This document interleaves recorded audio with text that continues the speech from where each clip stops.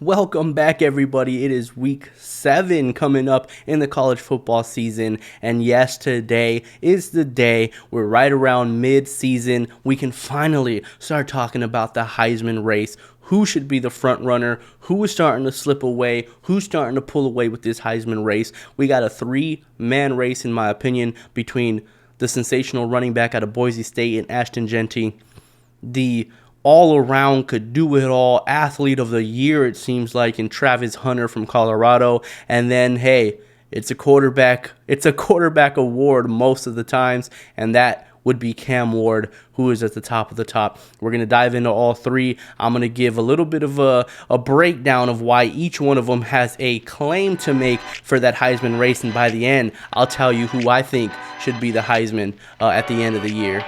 So let's get straight into it. Heisman race 2024. With Jeanty on 2nd and 10. Look at him bounce off tacklers.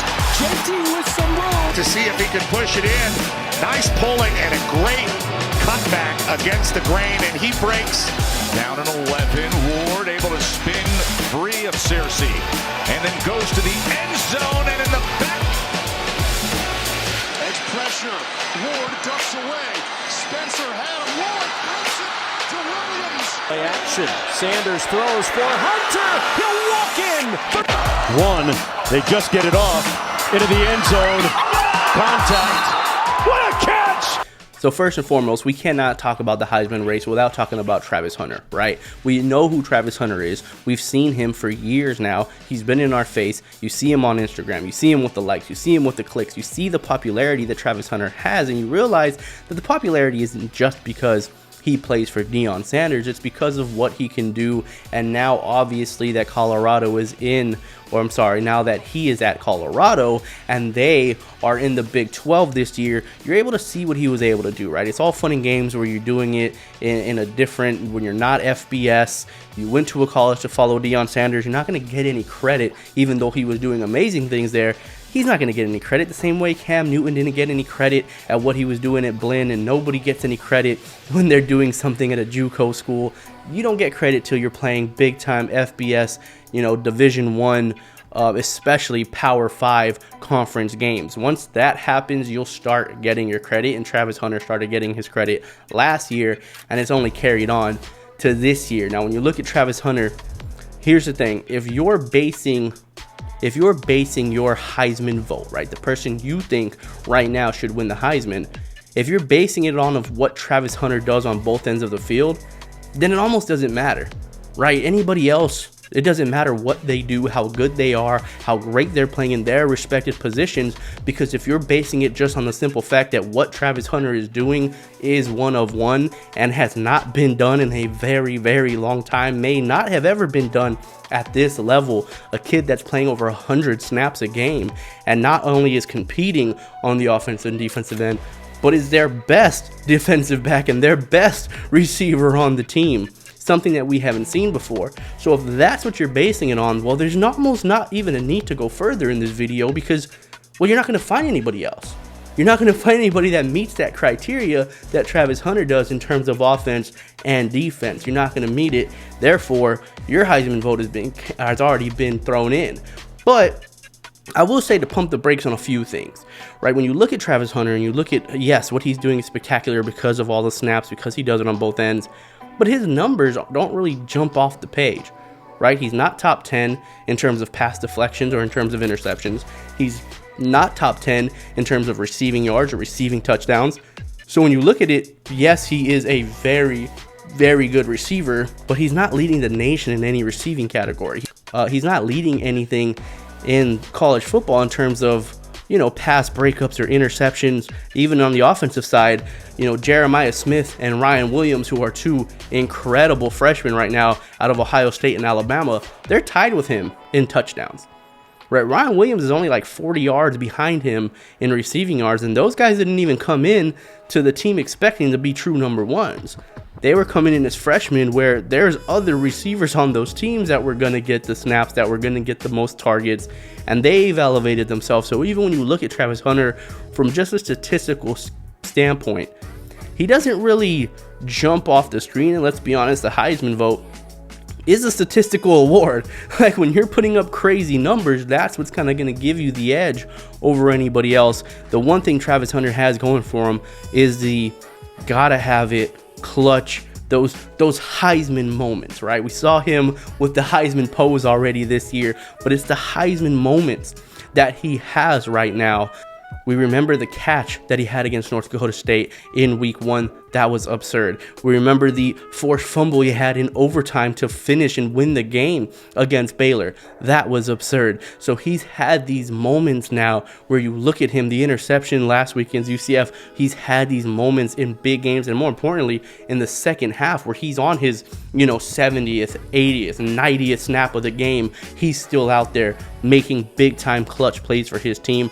That stands out, even if the statistics don't really stand out for Travis Hunter. But when you're talking about statistics, when you're talking about jumping off a page, when you're talking about watching him play, not watching him play, you go, holy crap, this is insane.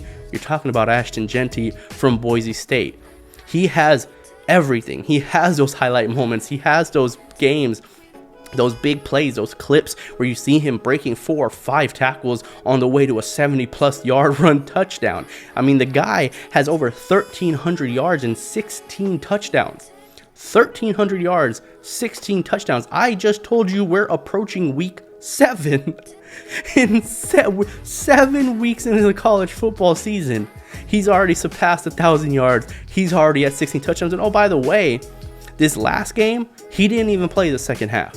13 carries, 186 yards, and 3 touchdowns in one half of football.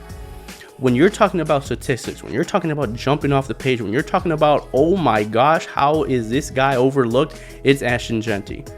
Everything he does when he touches the football, it is hold your breath, don't blink, something's crazy is about to happen, and it's only going to continue as the season goes on.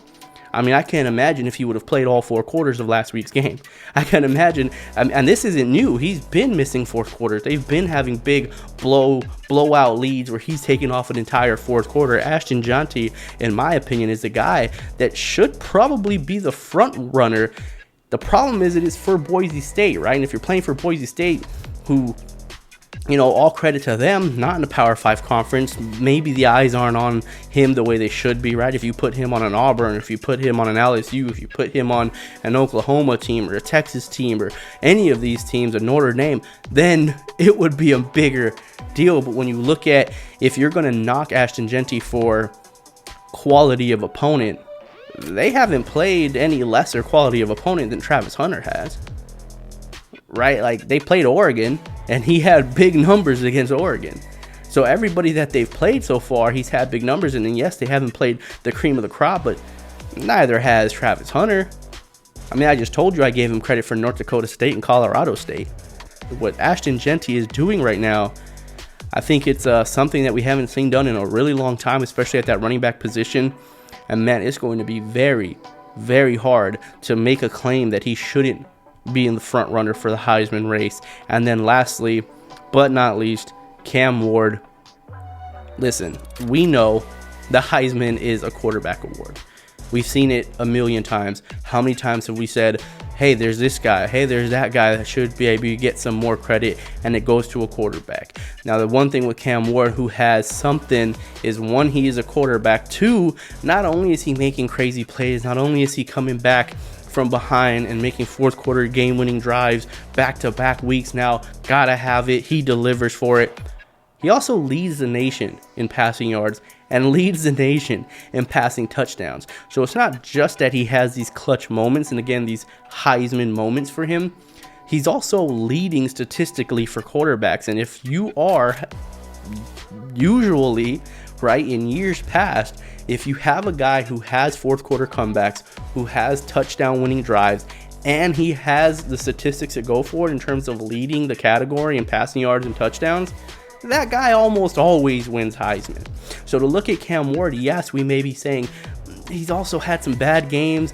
Some of those games that he came back and won, he kind of put his team in that position. He kind of dug himself a hole and was able to dig himself out of it. But we have to be realistic and admit that the quarterback position gets a lot of votes when it comes to the Heisman race. And I think this year, the fact that most people, at least most people that I've seen, have a Travis Hunter and an Ashton Jeanty above, and there really isn't a quarterback being talked about in the Heisman race outside of Cam Ward right now as it stands, I think that speaks volumes for what we have this season, whether that's lack of quarterback play or inconsistency at the quarterback position, whatever the case may be. The fact that we don't have multiple quarterbacks right now, that everyone's saying, hey, which one of them is it going to be, like we do typically in years past, I think that speaks volumes to what Travis Hunter and Ashton Jeanty are doing. Because if it wasn't for them, if Ashton Jeanty was having a normal running back kind of season and Travis Hunter was only playing on one side of the ball, we'd be sitting here talking about, Cam Ward and Jackson Dart and maybe even Nico. I know he had a terrible game last week, but we'd be talking about different quarterbacks. We probably have people up here saying, hey man, have you been seeing what Garrett Nussmeier's doing at LSU? Like, that dude's been really having a great season. You see what I'm saying? It's because of Ashton Jeanty, and it's because of Travis Hunter. The fact that what they're doing is not, every season we have somebody like, we don't have somebody like Ashton Jeanty every season.